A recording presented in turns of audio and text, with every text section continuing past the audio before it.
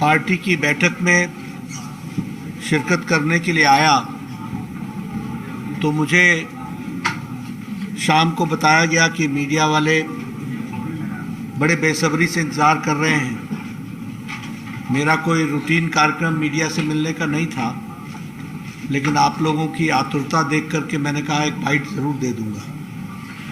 मित्रों, आज मैं सुबह से पार्टी के राजस्थान के वरिष्ठ नेताओं के साथ चुनाव प्रक्रिया की दृष्टि से जो हमारी योजनाएं बनी हैं उसकी बारीकियों के बारे में चर्चा करने के लिए आया था।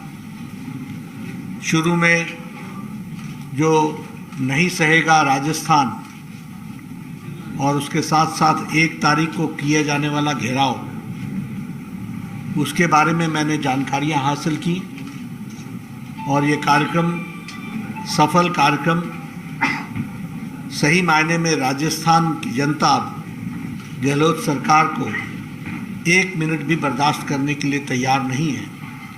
ये वातावरण जो हम सबको दिख रहा है, उस कैंपेन में नहीं सहेगा राजस्थान का सफल आयोजन 1 तारीख को होने वाला है।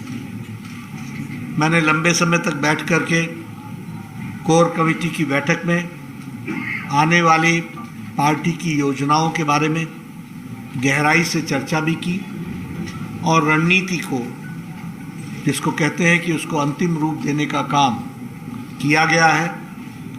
आपको अगले 5-4 दिनों में जो योजना है उसके बारे में डिटेल जानकारी भी मिलेगी और किस तरीके से हम रणनीति को आगे ले जा रहे हैं वो भी आपको देखने को मिलेगा। मैं आश्वस्त हूँ कि आने वाले समय में विधानसभा के चुनाव में एक तरफा आशीर्वाद राजस्थान की जनता भारतीय जनता पार्टी को देने वाली है और इसके साथ साथ 2024 में हमारी लोकसभा में क्लीन स्वीप के लिए लोग आतुर बैठे हैं, ऐसा मैं आश्वस्त हूँ। जिस तरीके का मैं वातावरण देख रहा हूँ, आदरणीय प्रधानमंत्री जी की नीतियों के कारण जो साधारण व्यक्ति का सशक्तिकरण हुआ है, गांव, गरीब, वंचित, पीड़ित, शोषित, दलित, हमारा युवा भाई, हमारा किसान भाई, हमारी माताएं बहनें, इनका जो सशक्तिकरण हुआ है उसको भली भांति राजस्थान की जनता ने समझा भी है और जाना भी है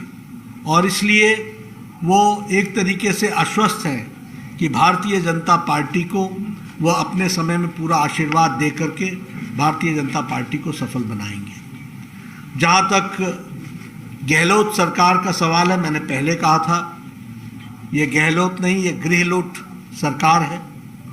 ये घर को लूटो और दिल्ली के आकाओं को खुश करो। हर स्तर पर भ्रष्टाचार है। आजकल लाल डायरी की खूब चर्चा है। आप सबके ध्यान में आया होगा कि किस तरीके से जब पाप का घड़ा भरता है तो वो इस तरीके से उजागर होता है और भ्रष्टाचार स्पष्ट रूप में हम सबको देखने को मिल रहा है। महिला उत्पीड़न लगभग अगर हम देखें तो 18 से 19 रेप केसेस हर दिन रिपोर्ट हो रहे हैं। लगभग 7 से 8 मर्डर्स रिपोर्ट हो रहे हैं। क्राइम का वो हाल हो गया है और विशेष करके दलित महिलाओं का जिस तरीके से शोषण हो रहा है, जिस तरीके से उनका उत्पीड़न हो रहा है, मैं तो ये भी कहना चाहूँगा कि गहलोत सरकार को शर्म आनी चाहिए कि आज इस तरीके की परिस्थिति राजस्थान की खड़ी हो गई, जो शांत प्रिय प्रदेश था, जो संस्कारों के लिए जाना जाता है, जिसकी एक अपनी संस्कृति है, जिसका एक अपना इतिहास है, गौरवमय इतिहास है, उस धरती पर इस तरीके से महिला सम्मान का के बजाय महिला अपमान हो, यह कभी भी राजस्थान की जनता बर्दाश्त नहीं करने वाली है। और इसीलिए हमारे ध्यान में भी आया है कि लगभग 24,000 से ज़्यादा महिलाओं के साथ दुष्कर्म रिपोर्ट हुए हैं। ये किसानों की बात करते हैं, 19,500 किसानों को कुर्की के नोटिस दे दिए गए हैं। ये बात करते हैं कि हम किसान का कर्जा माफ करेंगे। आज किसान बेहाल अपने आप को महसूस कर रहा है और वह ठगा महसूस कर रहा है। जो जिन बातों की चर्चा करते हैं, हम सबके ध्यान में आया है कि विकास का नाम पर जो केंद्र सरकार ने दिया वह भी ठीक ढंग से नहीं लगाया गया है और जिस तरीके की लूट यहाँ पर मची हुई है, जिस तरीके से हर कोई लूटने पर लगा हुआ है, ये भ्रष्टाचार अब राजस्थान सहने वाला नहीं है और आने वाले चुनाव में भारतीय जनता पार्टी को भरपूर मत देगा।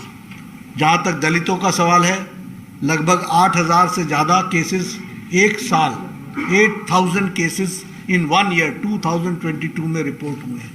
ये दलितों की स्थिति है। युवा का जो स्थिति है वो हम सबको मालूम है। जो ये रीट के भर्ती में हम सबके ध्यान में आया, जिस तरीके से पेपर लीक हुआ, ये सब बताता है कि युवाओं के साथ भी बहुत ही जिसे कहा जाए कि घोर अन्याय हुआ है। वो ठगा महसूस कर रहा है और आतुर है कि कब वो गहलोत सरकार को उखाड़ फेंके और भारतीय जनता पार्टी की सरकार बनाए। इन योजनाओं को लेकर के हम आगे बढ़ने वाले हैं, आगे हमें सफलता मिलेगी, ये मैं आपसे कहना चाहता हूँ। बहुत बहुत धन्यवाद।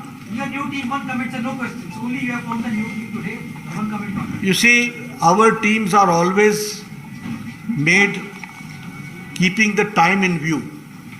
We are going for 2024 elections and we have decided that in Lok Sabha election हम जहाँ जीत हासिल करेंगे उसके लिए हमको टीम को भी रीडू करने की आवश्यकता थी और बहुत से हमारे लोकसभा के मेंबर्स जो ऑफिस बेयरर्स थे उनको चुनाव ठीक ढंग से लड़े, इसलिए उनको फ्री भी करना था और नए लोगों को चांस देना था और नई जिम्मेवारियों के साथ उनको लगाना था। Always there is a rational and we are flexible और जो लोगों को जिम्मेवारी से नई जिम्मेवारी में लाया गया है, ये काम हमारे यहाँ कंटिन्यूअस चलता रहता है।